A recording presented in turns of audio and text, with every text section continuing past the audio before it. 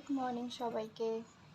সবাই কি করছো? দেখো আমার সকালটা শুরু হলো এরকম দুটো বিস্কুট, খেজুর আর কিছু আলমন্ড, ভিজানো আলমন্ড দিয়ে। আর চলো আমার রান্নারও জোগাড় শুরু হয়ে গেছে, চলো তোমাদের সাথে শেয়ার করছি।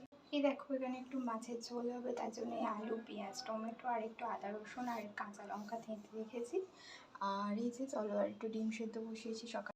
আর আজকে একটু কুমড়ো ভাজা করবো, দেখো কুমড়ো আছে।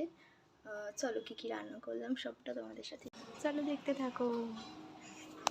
এই দেখো আমার মাছের তরকারি একদম রেডি। আজকে একটু হালকা পাতলা করেই করেছি, মানে কি বলতো, যা গরম না, একটু এরকম হালকা পাতলা করে মাছের ঝোল খেতে ইচ্ছা করছিল।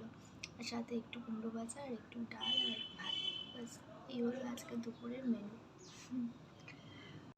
শুভ দুপুর সবাইকে। দেখো ভাত খাওয়া দাওয়ার পর আমি চলে এসেছি একটু ফল নিয়ে।